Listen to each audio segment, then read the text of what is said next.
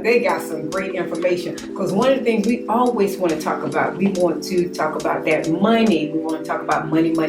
Yes, sir. So I do have my two guests and I'm going to let them introduce themselves and we're going to go. I got tons and tons of questions for you. But before I begin all my questions, I want you to introduce yourself. Okay. Bam. Well, my name is Brandon. And I'm Aisha. And we're entrepreneurs. So we own multiple business practices. And our most notable business is our financial services business, where we train and develop other financial professionals. We teach families and business owners how to successfully grow, protect, and save their money. And so that's why we're here to talk about some money today. Okay, let's talk that money. I like Okay. what you said. You can help me protect my money. Yes. You can help me save my money. Yeah. And you can help me invest my money. Yes, and grow your money. It's called GPS, Grow, Protect, and Save. So, all right, for 2020, GPS, Yes, grow, protect, and save. that's right. Well, once it's over there, I need to sit down with you all, okay? That's right. Grow, protect, and And save. save, that's Okay, right. Okay, all righty. The book that is called The Four Agreements by Miguel Ruiz. I have. And it talks about domestication. And over time, I think to a certain extent, we've all become to be domesticated. Right. And so it's a Break down, for our listeners, break down domesticated. domesticated. So let's break that down for a Right. second. Let's talk about that. When you're a baby, you come out, you're joyful. All you want to do is love and care for people. And then we go through this system with the people that were born into their tribe, their way of thinking, their religion, what Right. they do for a living, and we start to take on what they Their do ways. as our new normal. Right. So something that we would ordinarily be uncomfortable with becomes comfortable for us after a while, even if it doesn't serve us. And that's one thing about money. Yes. You know, the average person that we're connected to, Mhm. they're in a certain stage and they don't catapult to another level financially. Yes. And so because we've done just a little bit more, Yes. we think that we have arrived, Yes. or we just sit and just be normal Yes. because our associates, they're in the same boat. Of So course. now we're okay and we become comfortable with that. Yes, of course. And like what we're saying, most people have not understood in the past. We thought we got an education, right? But so many isn't educated about money. So that education, when you look back at it, it almost seems as though it was in indoctrination. The school system, as me and my wife talk all the time, we always say, now that we learn more about finance, that looks like almost the food system. And everywhere we were taught to kind of work for our money and work and grind, so all of our money that becomes theirs. But you have to think about it. A corporation is taking on the new platform is the old plantation, right? So remember when we used to go out and work at that time, we used to go out to earn a living for our families with no meaning to an end, right? So at the end of the day, we wouldn't have any money saved. Our relationship with money would be almost non-existent. And we would labor and labor and labor all over again with no end in mind. And when you ask many Americans today about money and their situational status with money, you realize that they still have a broken relationship with money. Many of these people are working as though they were still on the plantation Right. and don't have anything to show for it. Right. And you don't want to change right when you're in the situation. That's right. You want to always be looking at your numbers, especially a small business owner. That's you right. know. You want to look at your numbers. You want to follow the GPS system Yes. on how we can grow our money, how we can protect our money, Yes. how we can save our money. Yes. And even if you have to go and get that 9-to-5 job, Yes, don't settle for it. That's See right. how you can utilize some of that money that's right. and put it somewhere so it can grow for you. And to go back to a little bit about what you just said, it all goes back to relationship with money. So when you say paycheck to Monday, that goes back onto the relationship. Most Americans are 4 flat tires away from being broke. Right. So what does that mean? How did we get there? Let's spend a little bit of time and see how we got there. You or That's I, key. That's key, right? You and I would never work for $5 an hour. Somebody is saying, but Brandon, Uh-huh.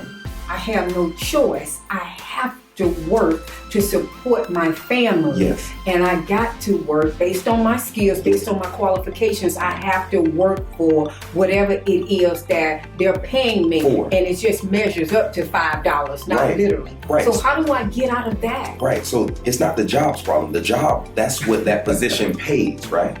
It's not your problem. It goes back to your relationship on money and your identity when it comes to money. So think about this. If I have to work a job, we all have to work because we have to make a living. Right. Not all of us will work for $5 an hour. Let's go back to identity again. Remember in slavery. Call it plantation. Yeah, just plantation. So in the plantation, you're taught that we have managers, which are almost slave masters, new modern day, right? And so when we go, it's our relationship. We have jobs. You have some people that have been working for 10, 20, and 30 years and don't have $20, $40, or $60,000 saved. What that means is they have been working and not saving $2,000 a year. That means that's $160 a month. That means that's $80 a check. That means that's $1 an hour if you're working a 40-hour work week.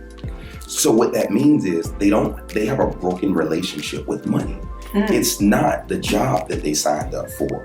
It's not about how much they're getting paid because they have a job, so they have a relationship with their job that has not been broken because it's continuous. Right, and they continue to go to it, no matter what, on time. On time. Right. So the relationship is broken because they don't have any money after putting out the work. So the relationship with the job is not broke, but the relationship with money is. So people, if you don't save money, money won't save you.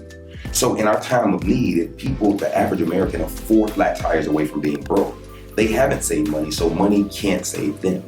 So if you're thinking about it from that perspective, it's not really living paycheck to paycheck. It is, but why are we there? When we get to that, it goes back to mindset.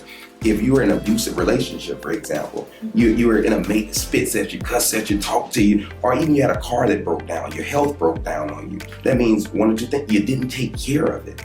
And as a result, it broke down on you. So when your finances break down on you, it's time to look at what are the rules to the game. I can't win any game that I don't know the rules to. When you ask people, have you ever been taught the rules of money? Most people don't even know they exist.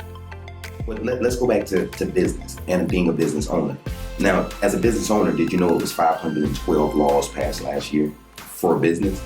Well, me personally, I know that there are 70,000 or more tax codes for business owners. Do I personally know them? Absolutely not. So your job is to as help. the financial person is to help and give me that because I'm not going to read them. Yes. So when I do my preparation, I don't just want anybody to prepare something for me. I need some planning. That's right. So think about this.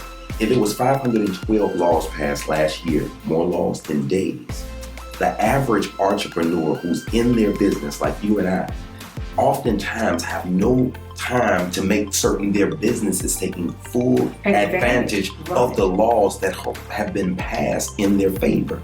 So we were taught when we were born, listen, go see a doctor. You know, each year you get a checkup to make certain you're doing well. But if we didn't come from wealthy parents, right? If we didn't come from wealthy parents, and we talked about that domestication process, and we didn't come from wealthy parents, so they didn't have much to protect, right? And they were never taught about finance.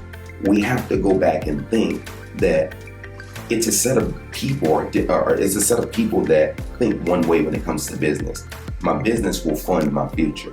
So if we are business owners and we're working, say we make $100,000 in income, the IRS wants $30,000 of those dollars from us of what we made. Our tax bracket commands us to have to give off and pay the IRS. We need to know as a business owner that there are things that are put in place for us to maximize how much of that money we can keep in home for our families. And so therefore we have a chance at growing to a bigger business. Right. Or instead of staying small without understanding how impactful these laws. For example, the executive bonus plans. You talk to most business owners, they have no idea what the executive bonus plan is all about. So you're the one to tell us that too. I don't know if you can tell us here, but we're going to get your contact information. Yes. And they don't know that they can hire their baby. Yes. You know, legally. That's right. You know, so we don't know those things. Okay. And you know that cliche goes around saying what you don't know, won't hurt you. What it say? Yeah. What you don't know won't hurt you. Something like that. But it will hurt us. Yes. It will hurt us. It will damage us. Yes. It will scar us. And so, therefore, it's important. You also said about the checkup. Yes. When we go, they tell us every year. And most of us now, we're faithful with that. Yes. We're faithful that we might not do what we need to do in the year Yes. to make sure that we maintain our health, because Yes. we're going to eat a lot of processed food and blah, blah, blah. Yes. But we tell them, go get a financial checkup of year. course. I don't even recommend that you go get a financial checkup yearly. I recommend that you go get a financial checkup quarterly. Of Yes. course. And not only that, people are willing, people such as yourself, Yes. you'll meet people and it's no cost to it. That's right. But we won't take advantage of it.